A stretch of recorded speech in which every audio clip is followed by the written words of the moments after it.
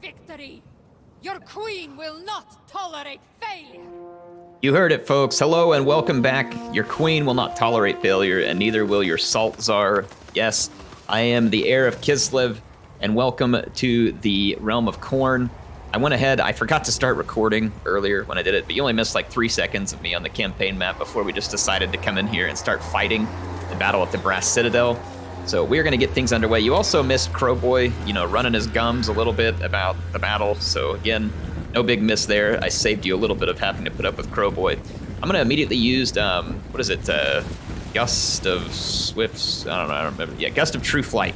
And I did that so I could upgrade the range of all my archers and force the defenders here for Khorne to come down and just take an absolute face full of lead and ice arrows and bears and everything else. So I'm basically gonna follow this strategy pretty much all the way through this battle, where it's do max damage from rain, use your magic for slowing, and let your units do as much damage as you possibly can for range, because you're gonna end up with some really not so desirable melees against Khorne. Khorne is really good in melee against Kislev. It is not a place you want to find yourself unless you have a big old line of Zargard. And even then, you're still better off not being in melee against Khorne.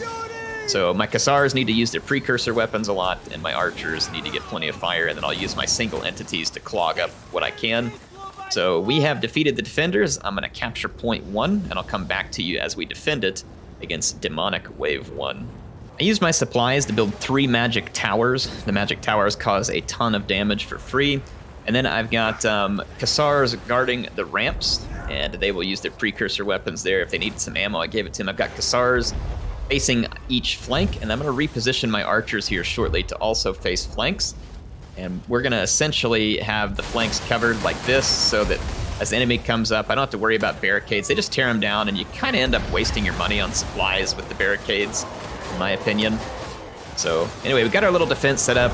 We will end up in some melees with the Khornite troops, but or Khornate troops, Khornate, whatever. Not ideal, but we'll get through it. And it doesn't really matter if we take a lot of damage here. We can always teleport our units out, heal them up, and bring them back. We're not going to be that short on supplies. And Cassars are not terribly expensive anyway, even the armored ones, in terms of letting them heal and then bringing them back to the battlefield. It shouldn't be too bad. So you can see my archers behind, armored Cassars up front, taking the brunt of the damage. I have Katarin supporting this flank, so she's diving in and trying to do some extra damage. And then I've got my Tempest Ice Witch over here along with our Patriarch, and they are pummeling their way through this flank, just trying to support. Bloodletters are honestly kind of a nightmare for you, so you don't want to have to face them too much. I'm going to use the Hawks of Miska here. It doesn't damage friendly troops, which is one of the things I like most. What I don't like, however, it's unpredictability, and it moved the opposite direction of where I needed it to move. I want to say it moves that direction almost every time you cast it. Like you cast it and it seems to go up and either left or right. I guess if I'm looking where I faced it, it came back towards me. So I don't know if it does it every time. I'll have to study a little more. Anyway, I'm going to also bring in a hailstorm here. Use this bombardment because these melees are taking too long. And again, I'm trying to minimize the damage. That's why I built the towers. The towers are free damage. We throw in our bears where we can. And you let your units get shots where they can. Now what you could do is you could throw your Ice Guard into melee here too, after the infantry for Khorne has charged into your Cassars. Throwing the Ice Guard in as a secondary melee component is a good way to keep them from taking a charge and letting them use their really spectacular melee stats here. They got 46 attack right now with Frostbite, 57 defense. So if they're not charged, where their low armor kind of betrays them to a lot of damage, they do tremendous work in a fight against infantry. So again, never underestimate Ice Guard. They are fantastic at range, and they are fantastic in melee. They do have weaknesses, which is their armor and their mass, but they make up for it with multiple strengths. Now Tzarina Katarin's going to slow down some enemy troops over here, doing a little bit of slowing on, I don't know. Oh, that's my Cassar unit. I thought it was a Khorne unit because it was like all red there. But it's not, it's just the reflection. So we have defeated the first wave, and it's now time to move to the second. I'll show you that when we get there. Okay, I'm up towards the icon of whatever it is, ruin or whatever. I used another gust of true flight here to increase the range of my archers while sitting out of range. And again, the objective here is that I'm going to be giving myself maximum distance to do damage with my missile units. See, I should have positioned these armored Hussars a little further forward here so we don't end up with any line of sight obstruction. And then this unit is just not facing a good direction, so some mistakes on my part. I'm using Katarin's magic to slow down and damage these enemies on approach, and you can see that we are just unleashing a withering barrage of missiles at this point, so Khorne's troops are going to be battered extremely bad by this initial missile salvo, and this is going to, again, save me losses. Now, I teleported out all my damaged troops. My archers didn't take any damage, so I just gave them more ammunition, so that's how I'm using my supplies. Otherwise, you can see I'm saving my supplies right now. So just divvied out a little ammunition, teleported out the troops that were too heavily damaged. I knew I didn't need a lot of infantry to capture this next icon, so there was no need in wasting a bunch of resources calling in troops ahead of time to do so. So there we go. I'm gonna see these troops here for Khorne just get absolutely slaughtered. They're about to turn around and run. They're getting hit by the frostbite effect from those ice guard, plus just getting shredded by precursor pistols, arrows, everything you can imagine. And then I've got the bears out there just for good measure, just in case we haven't killed Khorne enough. So there they go. They push back. We're going to capture the point, and then we're going to fight Wave 2. All right, for Wave 2 with Kislev, I mean, you can probably find out even better ways to do this. I'm probably going to take a bit of a beating. I called in some extra armored Hussars with great weapons, so I've got 3 on either flank, and I've gone into a tightly packed formation here because there's no magic from Khorne is going to punish us for being tightly packed. I've got my archers facing each direction, so I split them into 2 groups. So again, we're making max use of precursor and archer weapons here, and I'm going to use that gust of true flight again over here, and then some slowing magic to try and slow down these flesh hounds and this blood shrine, or as I affectionately call it, the corn mower. So here comes the corn mower. I didn't get a lot of shots at it initially, which kind of sucks, but I've got my single entities over here to help stop it. You don't want to let these units just keep running. The AI will just keep running roughshod over you with chariots because they're high mass, and the fact that the AI can control everything at once, they can just keep pulling through and pulling through and pulling through incessantly. And so they will do a lot of damage to you with chariots, so make sure that you get some units with mass like cavalry or your SEMs. You can see that despite being hit with a unit of cavalry and multiple SEMs, that they still nearly managed to pull through here and get to more of my archers. So again, do not for a second underestimate the pull through of the AI. And so as soon as we got rid of the corn mower, we're going to come focus on these gore beast chariots because it's the same story with those. And then you can see now the reinforcements of Khorne coming up. They're kind of all funneling into this one chute here, but there are some coming from up higher on the hill there, so I can't exactly just point all my guns in this one direction. I did build 3 towers, once again, the magic towers, and I have them bombarding. You can tear down the towers that you had in the initial capture section because you will no longer need them, and you get a little bit of supplies back from that. These bloodletters are going to end into combat. Bloodletters are going to be very good. Like, they are actually kind of tailor-made for killing Hussars. They're good against armor, and they have a bonus versus infantry. The only downside they have against armored Hussars is they have no shield or armor. And so the precursor weapon for the armored Hussars does tremendous damage. Fox of Miska, again, doesn't damage friendlies. Did really good damage over here to some of these bloodletters. We're going to need some more magic, so my Ice Witch is going to dial up a breath spell here and freeze some of these demons. So here it comes to be a pretty cool looking spell. It's like a lightning storm with the icy breath there. It actually bounced off the wall, came back, and did some extra damage for me, so pretty happy with that. Got a lot of damage done with that breath spell. I haven't used it a whole lot, but this was a perfect opportunity because the enemy's kind of all up in a line. I'm going to charge in my winged lancers, put a little bit of extra help into this fight, and then I'm going to call in some extra armored Hussars and bring them to reinforce this position where the bloodletters are starting to break through. So again, I'm kind of sitting on my supplies and using it when I need it. So here comes more armored Hussars. Some of them great weapons, some of them the standard variant. You can see over here where the bloodletters get piled up. I'm just going to throw my single entities. This is Tzarina Katarin, our Ice Witch, and our Patriarch, all clobbering in these demons of Khorne. And at this point, we have pretty well secured. This point, there's really not much left in this wave. It's down at 8%, so it's really just a matter of wiping up these last few Bloodletter units that are kind of clinging on to existence. I'm gonna get another Hawks of Miska here just because I can. That is another thing I've been using my supplies for, is to rebuild the magic reserves for Tzarina Katarin and our Ice Witch. Definitely make sure you do that in these battles, as magic is a very potent tool. So we have finished that, and the battle for the third icon up here, the icon of Torment, is open, and I'll get you when we start that. As for the battle for the icon of Torment, again, I'm going to kind of cheese Khorne like we've been doing. Some corny cheese or cheesy corn, however you want to look at it. I've called in a couple of ice guards with glaives. Now these ladies, again, excellent from range with frostbite missiles, and then they are excellent in melee with frostbite halberds that do good AP anti-large damage as well. So the glaives, again, if you can try and keep them from getting charged, they're excellent, but they also do have charge reflection. And it says when bracing. Now, I do think you have to fire will off to brace. Could be wrong, though, but I used the Gust of True Flight. This increased the range of my Ice Guards and my Archers over here, and they have begun firing on the Chaos Warriors and Bloodletters. This is going to draw the enemy forward, so here comes the Bloodthirster. He's flying over the big icon right now. And I will have a present for him. He'll no doubt come up and attack my single entities. That's what he typically does. So he'll go for Tzarina Katarin, and when he gets here, we're going to just unleash multiple SEMs back on him, along with some Withering Fire from my Ice Guard with glaives. So you can see, again, Ice Magic over here to slow the approach. Use that as much as you can as Kislev. This will save you a lot of pain in melee.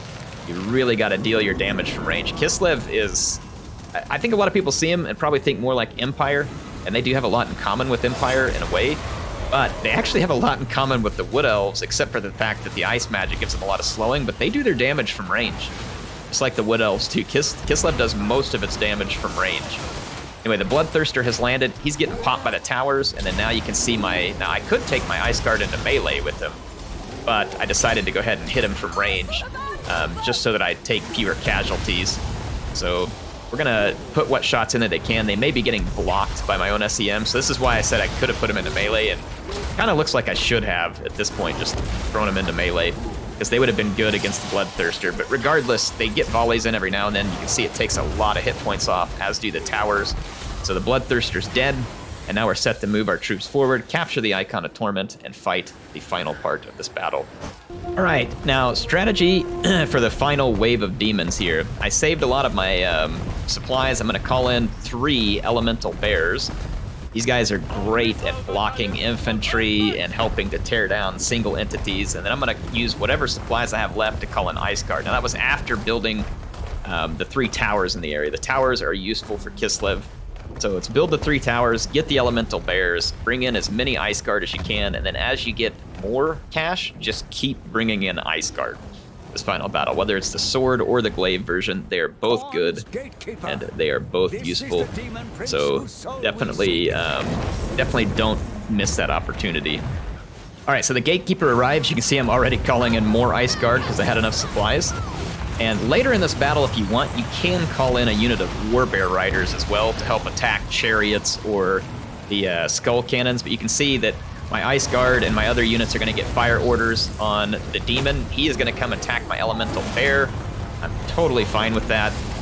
The Elemental Bear is kind of a hit point sponge at this point. Now, he's good in melee, don't get me wrong. It's a very powerful unit in melee, but he definitely is acting as a good hit point sponge at the moment, and allowing me to focus in there with my Ice Guard and other units. So I'll bring more units in to help my Elemental Bear. So here comes my 3 heroes. And then you can see otherwise my infantry is just going to hold the line.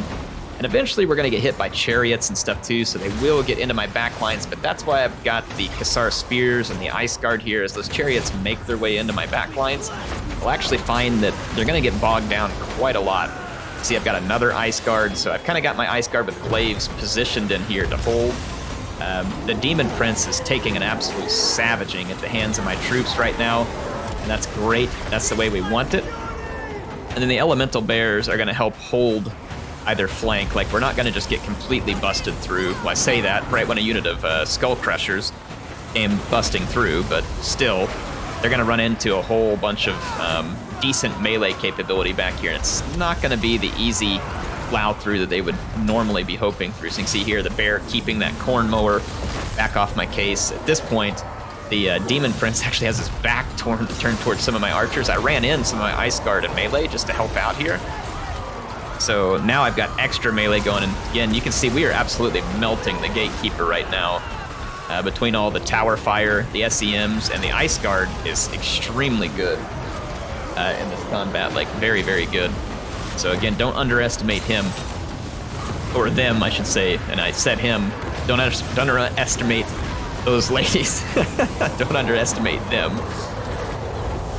There we go. So the Gatekeeper is down. We're going to be able to collect his soul. So now we're just beating back the remainder of the troops. Once you take out the Gatekeeper, it's honestly kind of easy street here because we've got all this capability. I've got elemental bears. I have even more Ice Guards coming in. These are the sword variant. So again, I'm just going to keep loading in Ice Guard. And the sword variants, I'm just going to go ahead and run them straight into melee. The enemy is already charged. So I'm going to take the sword variants and just go for it. Get in there and start using their exceptional melee characteristics. And I'm going to use my war bears to get a hold of units where I can. There's a couple of corn mowers here. And then off in the distance, there is a skull cannon. If it's not already there, it'll be there soon, firing at me. I think it's out there. Yep, there's our skull cannon. So again, that's why you can call out the war bear riders late if you want to help take that stuff out. At this point, I went ahead and just got even more Ice Guard. So we've got the demons completely overwhelmed with melee capability, which is not typical for Kislev versus Khorne, but here we can just outspend them, right? You can basically spend them into an oblivion, whereas just, pound for pound, gold for gold, Khorne is going to be better than Kislev in melee, but you can outspend them, and that's exactly what we've done. So you can see that corn mower there getting wrecked. There's not a whole lot else left. The rest of the demons have already fled the scene, looking for comfort in the arms of their mothers or whatever. I have no idea. They go back to wherever demons come from, Great Void or something. That really just leaves the skull cannon. At this point, it's going to start taking fire from the towers. And I'm going to also sick all my bears out here and my other units. And then I've got war bear riders coming in as well. I think there's another skull cannon on the other side. There is. So I've got my elemental bears headed towards one side, and then my war bear riders are going to come on this side. And honestly, the skull cannon takes so many hits from the magic towers and my archers that it's barely going to be alive whenever it gets up here. So my war bear riders won't have a lot of mop-up left to do. They did a weird charge there. I gave them a charge order, and they totally whiffed their charge, and then had to come charging back in. Yeah, the skull cannon went straight into a whole bunch of Ice Guard, many of which have glaives. Wasn't the best decision. You can see it was a quick flaming end, and that is the end of the battle for the Brass Citadel. All right, so I'm a little out of order. I forgot to hit record, but that's all right. We did good. We got a heroic victory there in that battle. We're going to pick up quite a lot of cash, and we have the option to pick up more devotion, more treasury, get our units replenished, or grab some extra leadership. I think I'm going to take... Oh, boy. I mean, we're going to have to end up going back and fighting, but we should replenish at a decent clip. It'll slow us down for one turn, but I'm going to take the extra cash. You get a lot of cash from beating the crap out of Khorne, and cash is not something we're going to have a whole lot of, so enjoy this cutscene, though. I didn't miss this one. The first soul harvested, when all four have been gathered, they will combine into a single light, revealing a shadow path to the Forge of Souls. Then Ursun will be within our reach. But what's this? The tome consumes the soul's energy, reaching across time, revealing secrets.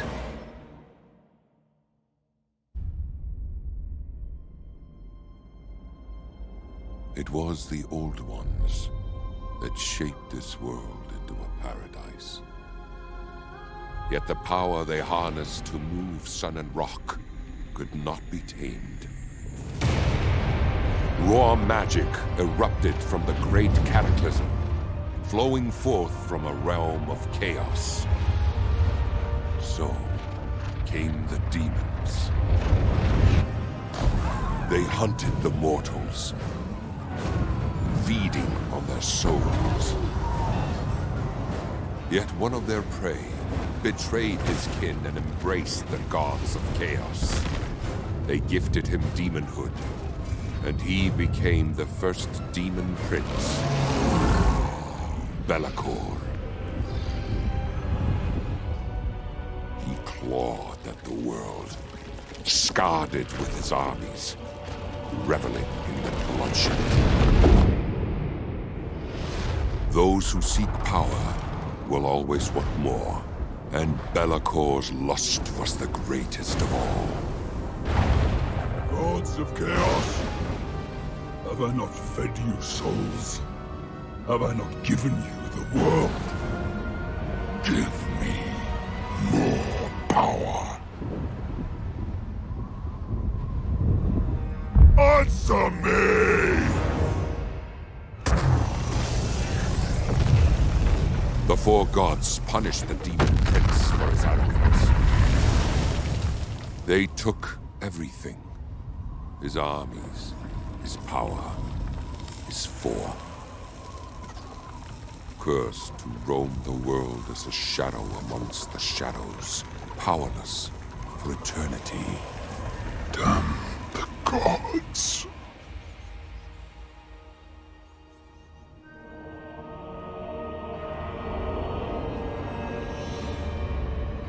Be'lakor has spent millennia planning his revenge on the Chaos Gods.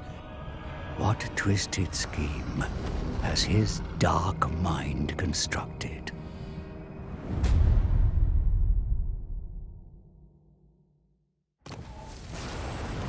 Kislev's victory was always certain. All right, well, we are back from the realm of Khorne. Got some cool cutscenes. Hope you all enjoyed that. We look upon... And let's take Tzarina Katarin, who Katarin is of unfortunately his. still plaguing. Defy And we need to chaos. beat back... How is this a valiant defeat? Whatever. Let's go beat down these losers. Secure Kislev. And then Strike them down. get reset to start taking out our enemies that were trying to move in and enjoy some time off while we were out. It's gonna kill my unit here, which is got all those chevrons. I hate that you have to fight some of these manually sometimes. I'm not gonna The take the time on it. That's just really motherland fights as irritating. Like the player can obviously keep that unit safe and still win the battle, and then they almost killed my patriarch in the process there too, so. Auto-resolve, please. Send them to the labor Give me a camps. break. Alright, so we got rid of all those units. Born to rule. Go ahead and start replenishing. I'm 2 units shy of a full stack here. We are both servants. Looks like I could use one more Zargard. And then I've got one more opening here. It looks like they did not kill off any of my single entities, which is somewhat miraculous. I think it's actually one more I Zargard. will brook Or sorry, no not Zargard, Armored Cassars. I'm dreaming about units that I can't possibly afford yours. at the moment. It looks like Kislev can be improved.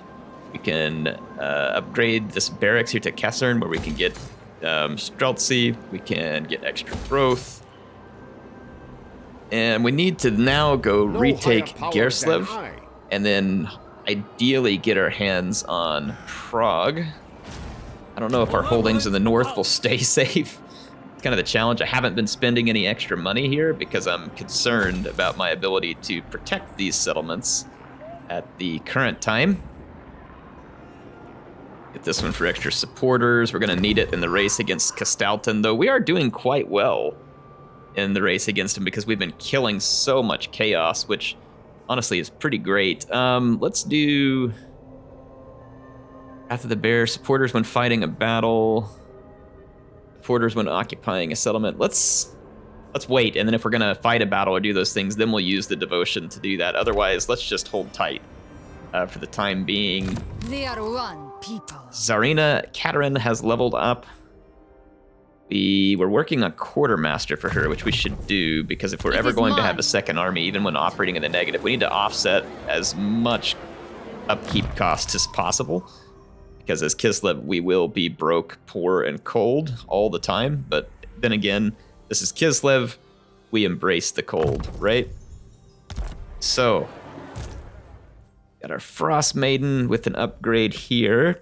The Hawks of Miska are very helpful. Blizzard is also quite good in the right situation. Swiftwing can be good if you're buffing your lancers right before a charge. They can get a bunch of extra damage, but I think this Gust of Flight and then Freezing Winds would be good because it slows the enemy down every time we cast a spell, and being able to control the movement of your enemies is absolutely critical to being good as Kislev in terms of winning battles. So let's use our cash there to build some of the things we can. And I don't need an outpost from the Empire, I don't think. I mean, it does have access to Empire Knights. We could probably get Winged Lancers just as easy. Crossbowmen won't be any better than what I have. Halberds, not really. Like, I'm not worried about constructing that outpost yet. Let's wait. Save our money for something potentially more useful. We'll just hold out. What do y'all think? The game's released. Have you been playing? What do you think of the campaign so far? Is the game what you thought it would be? Have you had technical issues running the game? Is your computer having a hard time running? I'm curious. There's a lot of questions out there that are hard to answer during an early release, and now that the game's released, I'm curious to hear from you all in the comments about what is going on with your attempts to play the game. These guys want military access. I'm going to give it to them. I can't believe they're still alive, to be honest. Usually by this point, Chaos has already come in and killed those dwarves. Let's hope they stay there. They would act as a nice buffer between me and the inevitable onslaught of Chaos. Alright, so we can now move against Kislev and take back what is ours. Mistress of Ice. I'm going to go ahead and wait here one more turn, finish this replenishment, and then we'll push across into their borders, and I'll also use that invocation so we can pick up a little extra supporters and stuff. There's still portals around, and that is not good. That is less than ideal that these portals are still here. Most of them are gone throughout my lands, but there's some in nearby lands which could end up creating issues for us later on. Let's see what happens. Tzarina Katarin's got another skill point here. I'd like to get Renowned in Fear because it's going to take even more off of upkeep, and we know we want Lightning Strike in the long run, so let's put a point into Lightning Strike. Kislev's great gods. Still asking me about constructing that outpost. I guess I'll just go ahead and do it so I don't have to sit here and hear this message over and over again. And honestly, there might be a point at which, like if we get a second army, some of those halberds or something could be useful. Like maybe you stack up a few halberd units, back them up with a ton of cheap Kassar archers, and all of a sudden you've got an entire army that's anti-large and it has range. It could be a cheap way of countering stuff later in the game, so it may not be a bad idea to build that outpost. Now we would have to build allegiance. Look at this rot over here. He comes into my land, so help me, rat. I will kill you. I will stomp a bear hole right through the middle of you.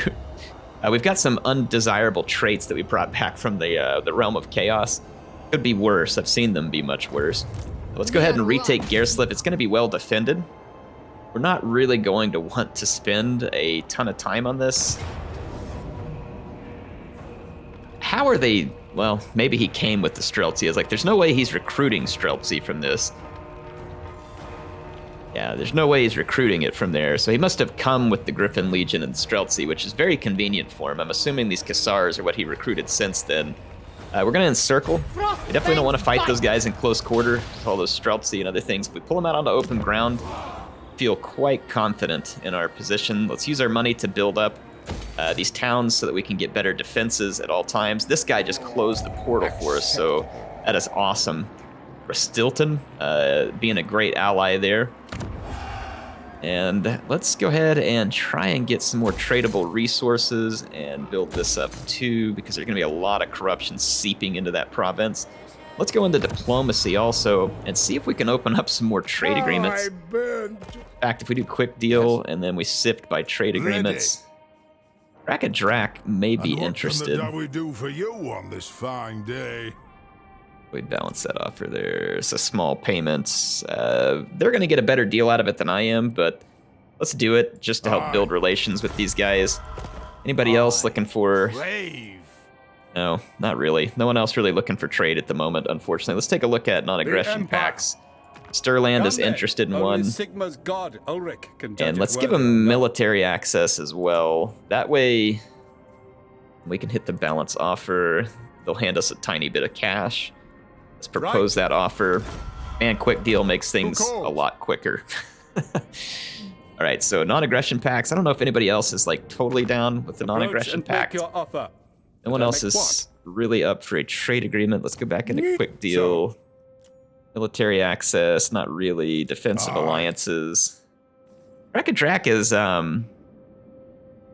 considering it, but we would get pulled into a bunch of their, well, I mean, honestly, I don't know what wars they'd pull us into. Everybody that comes down there, it's going to be chaos. Military alliance. No one's interested quite yet. And no one is interested in joining a confederation at the moment. Okay, let's do quick checks on those every now and then. And let's go ahead and end another turn while we begin the siege of Kislev. Kislev's not worth a whole lot to me, money-wise. We'll get a little bit of cash out of these small settlements soon enough. These guys want us to join a war. I am not doing that right now. I've got wars up to my eyeballs at the moment and really don't have the time for that. Katarin, really, we need to go get Prague in this war that we're in, and there's some other settlements in that direction that can be very useful for us. Let's see, Kislev ought to be feeling the attrition already. They are. Maybe we could auto-resolve it. Technically, I'm not going to lose any units. I'm going to quick save this and just take a freebie from the auto-resolve. Victory! It says I'm not going to lose units, that's why I quick saved it. Okay, we're good. I've seen that be wrong a couple of times, which is intensely frustrating. Now we're losing supporters because we're killing fellow Kislevites. So fighting against chaos is much better. And Kastalton fights a lot closer to a lot more chaos. So I feel like that he is in better shape than us in terms of garnering supporters early on. However, we are doing well, as you all have seen, because of all the fights against chaos. So, potion of speed, province secured. Oh, I should have used my invocation. Crap. Well, it just cost us a few supporters, unfortunately, but we are still very far ahead at the moment, so I am not terribly concerned. So Kislev is back in our control. Yeah, they were clearly not recruiting those troops from here. Let's see. Going to build this, tear that down. Need defenses here. We want defenses absolutely everywhere we can place them. We're burning through the money that we earned from all the battles in the Realm of Chaos. And we need to make for Prague right now. The cursed city. March with pride and verve. Well, that doesn't really matter. I do it for Can't march anywhere this turn, so let's get back into Tzarina Katarin skill points. Now we can get Renowned and Feared, so that is going to give us a little bit of cash back on our upkeep costs, so that's great. We're now making 1,500 per turn, plus the army. I'm not going to recruit a second army yet. I'm going to try and bank a little more cash, and then I'll show you that once you get into the Realms of Chaos a lot and you're fighting a ton of demons, you can run a second army at a negative income, but still make income from winning battles against big stacks of chaos. That is really how you fund armies with Kislevs when it really comes down to it. Let's take a look at a couple of other things real quick too once we take care of these skill points. I'm going to put it in tenacity. And let's come to Tzarina Katarin and let's look at our magic items. Make sure we get armed up. I don't have any armor right now, unfortunately. We do have some of these lower tier scrolls. You place it on self plus 16 minus 10. I mean, that's not terrible, but I've got 2 of them and I'm not like crazy about using these. Let's fuse them together and see what we get. Oh, sweet, we got some armor. We got the armor of silvered steel. There we go. So we'll place that on Tzarina Katarin. The obsidian amulet, we do have this one, Blood of the Motherland. Passive ability gives expert charge defense. That is definitely better than obsidian amulets. So let's pull that off. Can we fuse these two? No, they're at different levels of rarity, and I don't think we can fuse these two because they're different things. Fusing can be quite helpful. I mean, that fireball spell isn't worth a lot. Neither will a potion of speed really be worth all that much to me. Let's fuse those. Let's see what we get. We got a forbidden rod. Forbidden Rod is okay, but it causes damage to you, so not something I'm going to be particularly interested in. Snowflake Pendant honestly isn't crazy useful. Let's fuse these. Alright, then we got the Worm Spike here, which is going to add Frostbite, extra melee defense, and bonus versus large. That would go really well on our Patriarch. So let's scoot over to him. I love this new UI up here. How you can select stuff and move around so much easier. That is a really nice touch. Let's put the Worm Spike on him. And then spell resistance isn't worth a whole lot right now. But maybe. I don't know. I'll just put it on there because we don't have any other place to put it. Let's go back over here. Tzarina. I kind of like her ability better than the others. So we just got Forbidden Rod and Scepter of Stability. Let's go back to Tzarina Katarin because she's not carrying. None shall question me. I guess we'll give her Forbidden Rod, and we'll have the option should we choose to take it. I don't know that we will, but there we go. Do a little bit of work there. I forget sometimes to go take a look at that equipment. Don't forget to look at it because you can get some good stuff out of it when you take the time to drop by and check it out. Let's do this, purge the steps. And we're ready to end another turn. So we're in pretty solid shape. We fought in the realm of Khorne. These guys now want a peace treaty. I would really like to control Prague because of the income. And it's a very defensible position. It is tempting to take this peace treaty and fight elsewhere, but then the question becomes, like, where do I go fight?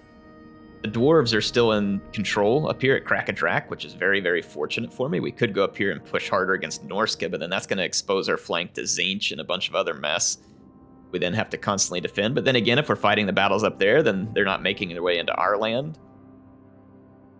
I think for the moment, I'm going to decline this, even though it's tempting. I may end up regretting that. I want Prague. I need the income really bad. That's like 1,000 extra income that we can get in total, maybe more. So we definitely, I'm going to have to hard pass on that one. Like I said, maybe later on I will regret the decisions that I made, but for now, I'm not. There's a ton of Nurgle corruption around Prague, and so we will take attrition when we try and pass through it. We'll have to keep an eye out for that. Volksgrad, let's build up our defenses at Volksgrad. It's quite expensive, but we need it. Kislev, we're going to take extra supporters and devotion. And then we'll go ahead and build up Yakova to its top tier. And now that we've got all the growth we really need mostly for this province, I'm going to... Oh yeah, let's get the wood there, get some extra trade resources, and then growth control. Eventually we won't need this growth building. It'll be helpful for control, but it'll be a waste on growth because it doesn't give us replenishment buffs like a lot of growth buildings typically do. All right, let's keep swinging through here. Like the motherland, our friendship. Almost ready to begin the siege of Prague. That's probably where I'll leave this episode, is we'll get Prague under siege and take care of that on the next one when we've got enough time to fight a good siege battle. Now we're going to enter attrition territory, so I'm going to have to slow down my march so that we don't take too much. Throt is up here as well. He may do our work for us and soften up the city, I don't know. We can buff up our income now, so we can go from 600 to 800 per turn. Definitely want that. We've got new buildings available to us, and this is exciting. Unfortunately, none of them can get me ice guards. I really want ice guards. At tier 4, though, we can get both types of ice guards if we build the Boca Palace. And it also brings a lot of devotion, and it drops the upkeep for ice guards in all armies, so that's pretty cool. Let's take a look at the other option here for ice. Yeah, see, we don't get the ice guard with glaives until tier 5 otherwise, so I feel like the Boca Palace is a good call. Ice guard are very expensive, but they are very powerful units, and can be quite good in your bag of tools for dealing with enemies. So we've burned through a ton of money. About to save some. Now you can see all the Cathay trade caravans showing up to Kislev, so Got some sweet new trade goods there. All right.